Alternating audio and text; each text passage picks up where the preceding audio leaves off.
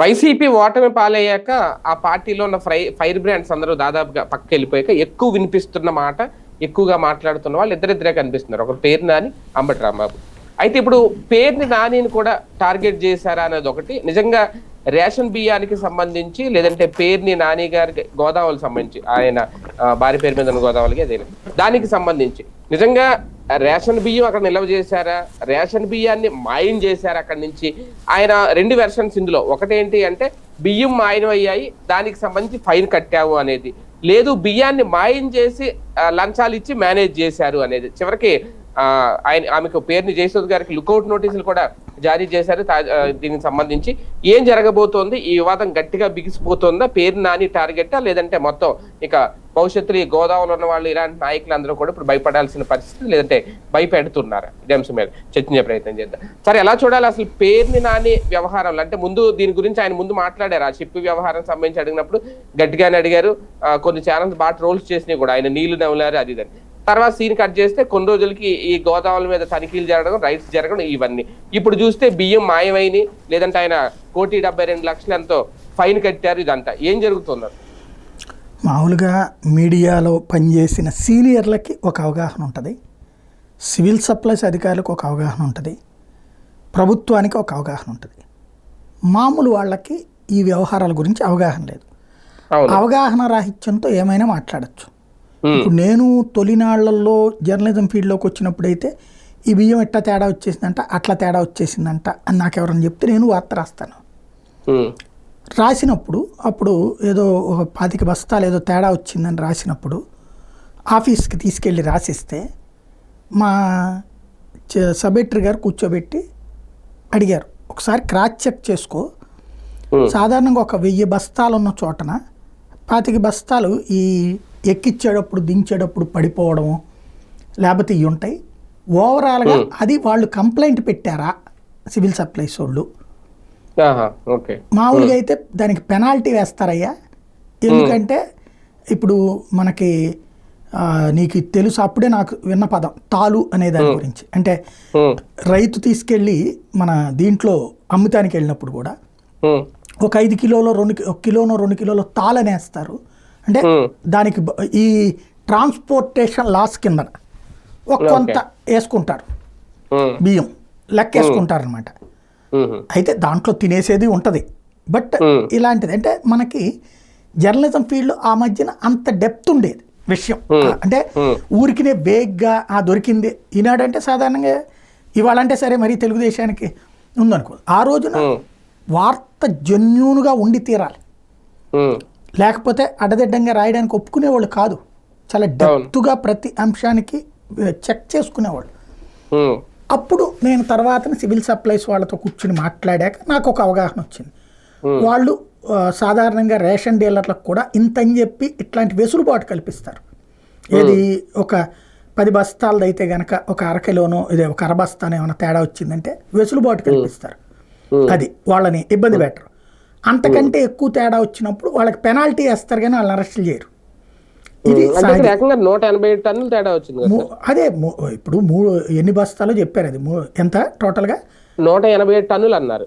ఇప్పుడు ఒక గోడౌన్ మొత్తం మీద 185 టన్నులు అంటే అసలు కౌంట్ కాదు. ఇంకొకటి అంటే మొత్తం 3,708 బ్యాగులు అందులో చెక్ చేస్తే అంటే వే బ్రిడ్జ్ దగ్గర కూడా ఒక్కొక్కసారి టోకన్ తేడా వస్తుంది. అంటే అదే కదా అనేది. ఇక్కడ మాత్రం మొత్తం 180 అంటే అంత తేడా వస్తుంది అనేది కూడా కడతారు అక్కడ బేసిక్ గా. అంటే వే బ్రిడ్జ్ దగ్గర టోకన్లో కాటాలో తేడా ఉండొచ్చు, ట్రాన్స్పోర్టేషన్ లో రావటం అని ఇట్లాంటి. అయితే సింపుల్ లాజిక్ ఏంటంటే ఇక్కడ ఇందులో తేడా జరగలేదు అక్కడది అనేది నేను చెప్పను, సర్టిఫై చేయాలి. మేబీ ఎవరికైనా తెలిసినోడు అడిగితే ఇచ్చుకుని ఉండొచ్చు. కానీ రేషన్ బియ్యాన్ని అమ్ముకుంటే కొనుక్కునేవాడు ఎవడని అక్కడి నుంచి. ఇప్పుడు ఫర్ ఎగ్జాంపుల్ ఇవాళ జరుగుతున్న పాయింట్ ఏంటి, వీళ్ళు అసలు పాయింట్ ఎందుకు తీసుకొచ్చారు, కాకినాడ నుంచి రేషన్ బియ్యం అట్లాగా అమ్మేసుకుంటున్నారు అన్నటువంటి పాయింట్ చెప్పడం కోసం. అట్లయితే ఈ గోడంలో నుంచి ఎందుకు తీసుకెళ్ళి ఇవ్వడం? ఈ గోడంలో తీసుకెళ్లరు కదా. అక్కడ రేషన్ షాప్ ఓడి దగ్గర నుంచి కొనుక్కోవచ్చు, లేదా ఆ ఎండియు వెహికల్ వాళ్ళే అమ్ముతున్నారు కదా, జనమే అమ్ముతున్నారు కదా. ఉమ్, అదే తీసుకెళ్ళి అమ్ముకోవచ్చు కదా. అవును. ఇక్కడ లేదు. ఒకవేళ ఫర్ ఎగ్జాంపుల్ ఇప్పుడు మీరు చెప్పినట్టని 185 టన్నుల 185 టన్నులు మిస్ అయినాయి అనుకుందాం. ఉమ్, శుభ్రంగా నగరంలో ఉన్న వాళ్ళ కార్యకర్తలకు చెబితే ఇంటి దగ్గర ఈ అమ్మే బియ్యం ఉన్నాయి కదా, ఇప్పుడు జనాలు అమ్మేస్తున్నారు కదా, అవును. అది కొనుక్కొచ్చి ఆ 185 టన్నులు తీసుకెళ్ళాడు పడేయలేరా 3000 బ్యాగులు? దానికి ఎంత ఫైన్ కట్టాలా? 1,72 దానికి లక్షలు. ఎందుకు పెనాల్టీ? ఇక్కడ ఇది ఎంత ఉందని ఇప్పుడు రేషన్ అయితే మీరు చెప్పినట్టు 75 కిలోలు 75 కిలోలు యాజ్ పర్ నామ్స్ అయితే ఎంత ఉంటుంది? 75 రూపాయలు అంతేగా ప్రభుత్వ లెక్క అయితే కనుక. సరే వీళ్ళు కొంటే 10 రూపాయలు 750 రూపాయలు 10 రూపాయలు 750 రూపాయలు 10 చెప్పుని చూసుకున్నా. ఈ బస్తాలు కొనేసి అక్కడ పడేయచ్చు కదా.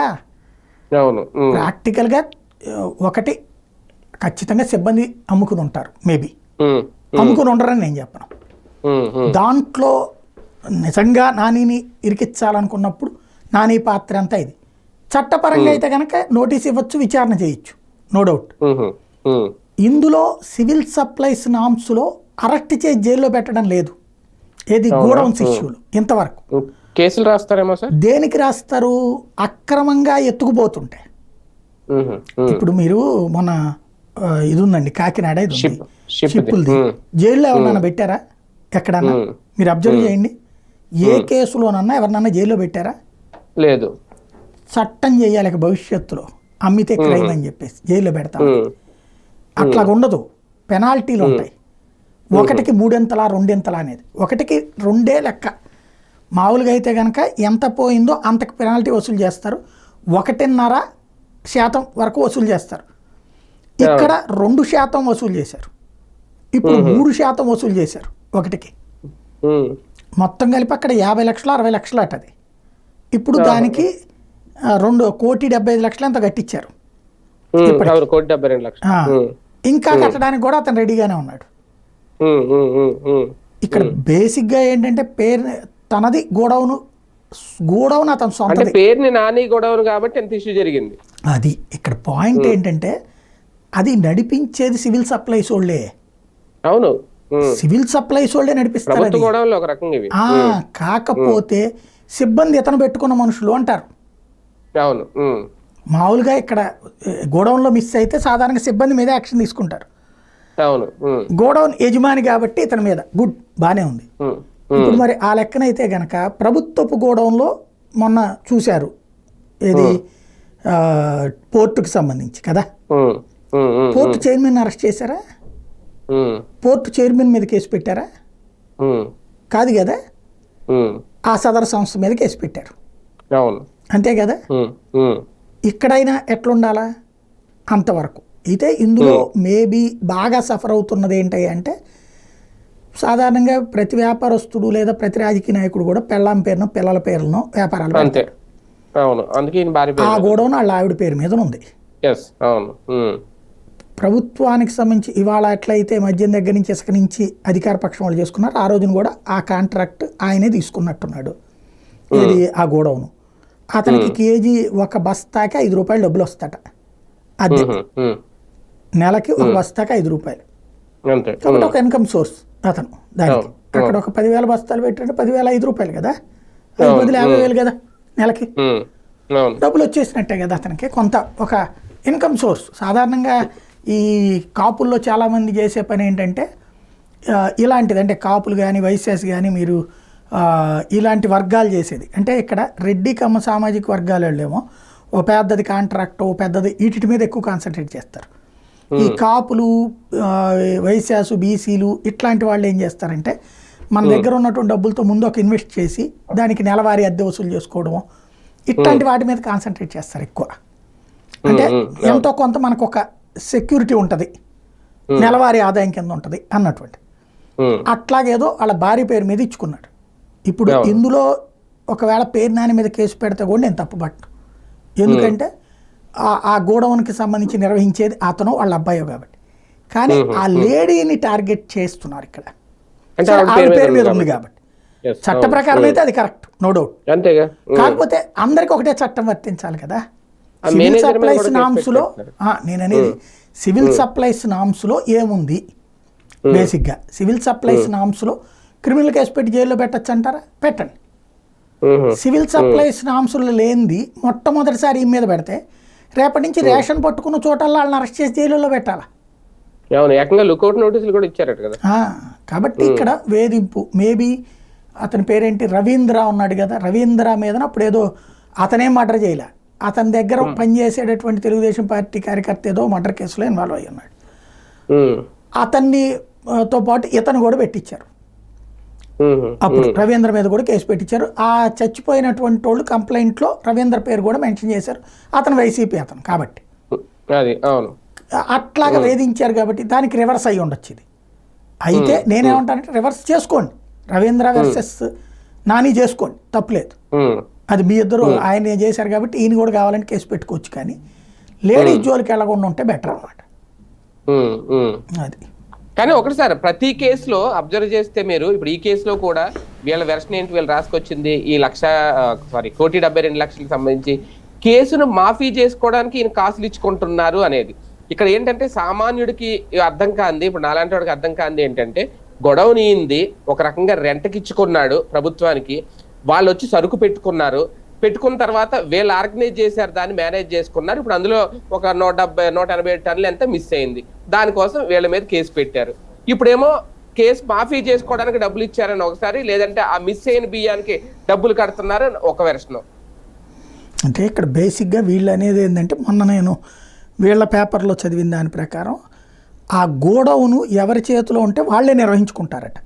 ఆ సివిల్ సప్లైస్ నిర్వహించదు, స్టాఫ్ కూడా వీళ్ళ వాళ్ళే ఉంటారు కాబట్టి జరిగిందని. ఆ రూట్లో కరెక్ట్, ఆ రూట్లో అయితే కనుక వీళ్ళదే బాధ్యత అవుతుంది. అలా కాకుండా సివిల్ సప్లైస్ వాళ్ళు పెట్టుకుంటే ప్రభుత్వం నిర్వహించుతుంది. ఇక వాస్తవంగా అయితే నన్ను అడిగితే ఆ పనే చేయాలి. కాకపోతే ప్రభుత్వానికి అప్పుడు స్టాఫ్ జీతాలు, ఇప్పుడు ఒక మనిషిని పెట్టుకుంటే మనం జీతం లెక్కేస్తాం 25,000 30,000 అన్నటువంటిది. కానీ ప్రభుత్వం వాళ్ళ జీవితకాలం ఇవ్వాలి, పెన్షన్ ఇవన్నీ, పిఎఫ్ ఇవన్నీ. కాబట్టి ఒక ప్రభుత్వం 30,000 జీతం ఇచ్చిందంటే 70,000 పడుతుంది వాళ్ళకి life long. Corporate style sir ఇది. అంతే. చూడండి, ఒక ఎయిర్టెల్ టవర్ వేస్తున్నారు, లేదంటే ఒక ATM కి చిన్న గదద్ది తీసుకుంటున్నారు. వాళ్ళు ఏం చేస్తున్నారు, లీజుకి తీసుకొని దాని మెయింటెనెన్స్ ఖర్చు, లేదంటే అక్కడ ఒక మనిషిని పెట్టే ఖర్చు ఆ ఓనర్ కి ఇచ్చేస్తున్నారు వాళ్ళు. అంతే, అవుట్ సోర్సింగ్. సేమ్ అలాగే అనిపిస్తుంది. అంతే అంతే అంతే అదే ఆ కోణంలో నుంచి నడిచింది అది. ఫైనల్ గా రాజకీయంగా కావాలని టార్గెట్ అవుతున్నారా పేరు నాని? సహజంగా నేనే కాదు, వైఎస్ఆర్ కాంగ్రెస్ పార్టీ వాళ్ళు ఎవడున్నా ఏది దొరుకుతారని ఎతుకుతుంటారు. పేరు నానిది వాస్తవం ఇంతవరకు ఏది దొరకలా. ఇప్పుడు లడ్డూలాగా ఒకటి దొరికింది. కాకపోతే ఇందులో చట్ట ప్రకారం చేయడానికి ఏం లేదు కాబట్టి పెనాల్టీలు వేసింది సివిల్ సప్లైస్ డిపార్ట్మెంట్. ఇప్పుడు వాళ్ళని బెదరేసి సివిల్ సప్లైస్ రెవెన్యూ వాళ్ళని మీరు వెళ్ళి నిన్న గోడౌన్లు బాలగొట్టారట, మళ్ళీ తాళపులు బాలగొట్టి చూశారట, మళ్ళీ మేము వెరిఫై చేస్తామని. మళ్ళీ మొన్న 70 లక్షలు అన్నారట పెనాల్టీ. వాస్తవంగా అది 35 లక్షల సరికి 70 లక్షల పెనాల్టీతో సహా అన్నారట. డబ్బులు కట్టారు. 70 కాదు మళ్ళీ ఇంకా ఎక్కువ అని చెప్పేసి మళ్ళీ కట్టించారట. మళ్ళీ ఇప్పుడు ఇంకా కట్టడానికైనా సిద్ధంగా ఉన్నారు వాళ్ళు, ఆవిడని అరెస్ట్ కానివ్వకుండా చూడడం కోసం. కాకపోతే ఈలోపు వాళ్ళు కోర్టుకి వెళ్ళారు. కోర్టుకి వెళ్ళేలోపు ఏదో ఒకటి చెయ్యాలి అన్నటువంటిది ఇలా ప్రయత్నం. అది రైట్. చూద్దాం, మొత్తానికి పేరు నాని టార్గెట్ అయిపోయారు ఇప్పుడు ఒక రకంగా, ఒక కోణంలో చూస్తే. అదే నేపథ్యంలో నిజంగా అక్కడ ఏం జరిగింది, సివిల్ సప్లై కేసుకు సంబంధించి కేసులు పెట్టి లుకౌట్ నోటీసులు ఇచ్చేంతవరకునే, లేదంటే దీన్ని అడ్డుపెట్టుకుని అరెస్ట్ చేసే అవకాశాలు ఉంటాయా అనేది కూడా ఒక చర్చ అయితే నడుస్తుంది. చూద్దాం ఏం జరగబోతుంది.